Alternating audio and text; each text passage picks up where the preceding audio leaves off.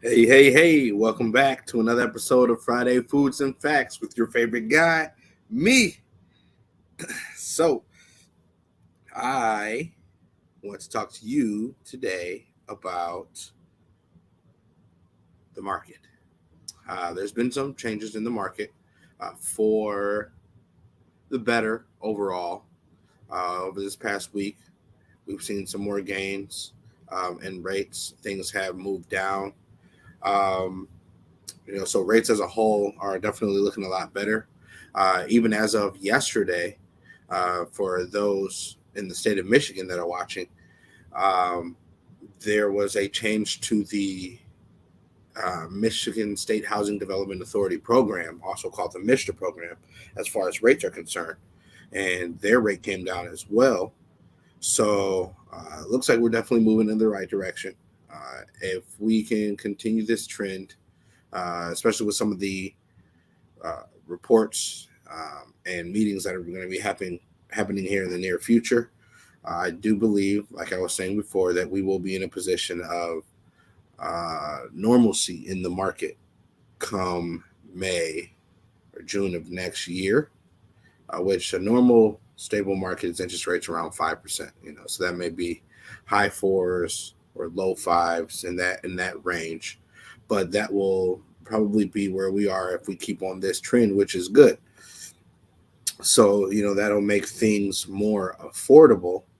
And so what I wanted to do was I kind of wanted to show you some material just on how the interest rate is having an effect not only on your payment, but what that actually um, relates to as far as buying power goes.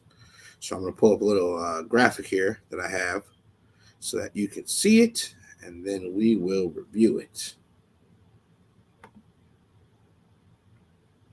All right.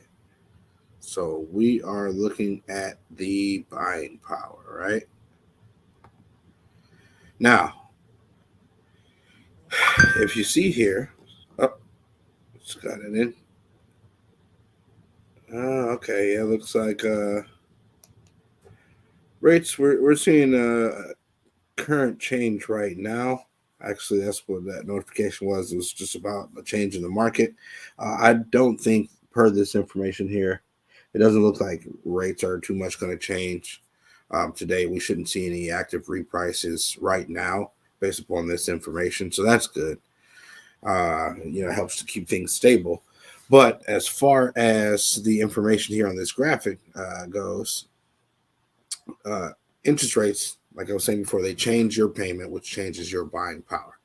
So if we're looking at an average loan size of like 180,000 here in the state of Michigan, with a current market rate of about 6.5%, that's going to yield a payment, principal and interest, of 1137, $1,137.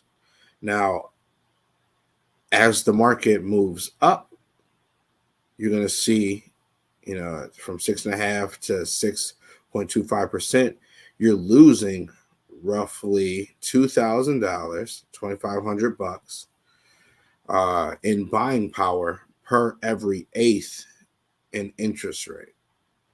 So as it's going up, you're losing out. If it goes from 6.5 to 6.75%, you've lost roughly $5,000 in buying power. So that means you can then only purchase a house about worth 175,000. Now, by that same token, vice versa, in a declining interest rate market, if we go from 6.5 to the next interest rate down will be 6.375, that gives you about $2,500, in buying power, which then means you can go from $180,000 house to maybe $182,000 property, or 182.5, making your offer there. So it has its benefits because it allows you to either afford more home or confidently make an offer at the price range where you initially once were, because you know that you can technically offer a little bit more and still be within your qualification range. So if we're at 6.5 now, right? And I'm anticipating, that we come down by May or June of next year. Let's say we come down to 5%. That is a 1.5% drop, which means that's probably going to give you another $25,000 to $30,000 in purchase price. So if you were at 180, you could then probably afford a house around anywhere between $200,000 and $210,000 comfortably. With your payment roughly staying the same, you'll see in that price range, you'll see your taxes change a little bit. So there will be some variance. That's why I say 200 to 210,000, because that taxes and insurance is going to have a variance and that's going to affect what you qualify for, because that's going to affect your debt to income ratio. So, with that information, know that there are good times ahead, right? And also, if you're buying now at 180,000, you're gonna probably continue to see an increase in value in your property because, as I was discussing, in weeks prior, when everybody else is getting into the market, well, then it's going to be a seller's market again. We're going to have this inventory issue that we're in right now for a while. It's not going to just go away overnight. So that's going to create, a more aggressive market, which is going to create people making offers, maybe right at asking price, or maybe $1,000 or $2 more. I don't think that it'll be as crazy as it was when COVID first hit and people were making $10,000, $15,000 over asking price, but maybe $2,000, $3,000 more, or maybe just not asking for concessions, which will help to either keep values where they are or see a slight increase.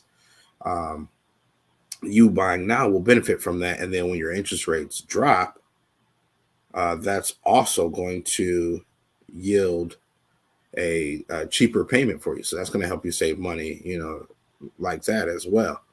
Because if you're looking here at this graphic, it also shows the payment, right? So between 6.5 and 7%, that's the difference of about $60, right? So if we're going in the opposite direction and we go down to 5%, that's $180 off your payment. That's some pretty nice monthly savings that you can keep in your pocket or do something else with, or take that savings and just continue to make the payment that you're making right now. But that's going to be going more towards principal, which $180, extra a month. You do that for an entire year, and you're looking at 12 plus $1,960, almost $2,000 that you put towards your principal, which is more than a principal and interest payment. So that's going to help to siphon years off of the loan. As long as you stay on that payment plan, it's going to take years off the loan, which will then lessen the amount of interest that you pay. So that'll just benefit you the more, right? And the refinance, yes, it'll benefit you with out-of-pocket expense, but hey, you qualified at the higher rate, so you were comfortable making that payment. If that refinance never happened, you'd still be making the same payment, right? So take advantage of that refinance and put yourself in a better situation, payment-wise and equity-wise in your home, and rapidly accelerate that to create an opportunity for you to get out of this debt quicker, which then you can either be closer to being debt-free in your entirety, or maybe then you take that opportunity to take that whole payment that you're making, that $1,137, and now you can invest and buy another property with it, right? And let that payment then take care of the new property. So it creates opportunities, or you can invest that money and make dividends off of that, because you were making that payment every single month. So that $1,137. You're looking at, you were making close to $14,000 in payments a month. I mean, a year. I mean, that's a decent investment that you can turn around and put into maybe the market, right? And let that begin to work for you, and you get percentages, sometimes multiplications on your income. So, just something to think about. This is something I just wanted you to see so that you could visibly obtain what it is that I've been talking to you guys about for the past months, just regarding the market and the movement and what effect it has on you. I know a lot of times the information goes out, but sometimes it's just not relatable until you can see it in front of you and see it in writing. So I wanted to give you guys that opportunity to actually see it there in front of you in writing, and then from there you can make an informed decision about what you want to do with your situation right now. But other than that, I'm not going to keep you. I just wanted to get that information out to you, let you know about what's been happening in the market. Hopefully this has been informational for you. And I do believe that it is something that you can benefit from. As things continue to change, I will definitely keep you informed. Again, my contact information is below, as is always. You can reach me via the website. You can call me, text me, email me. You can catch me on Twitter, Facebook, YouTube, Instagram. All the information is going to be below. If you have any questions or things that you want discussed, don't hesitate to reach out to me. I will definitely look to address it on the next Friday Foods and Facts. And other than that, enjoy your weekend. Be safe. And if you're in the market, get out there, check some houses out. There's not as many people in it right now, so take advantage of that. Create the opportunity for yourself. And I look forward to speaking with you next week. Have a good one.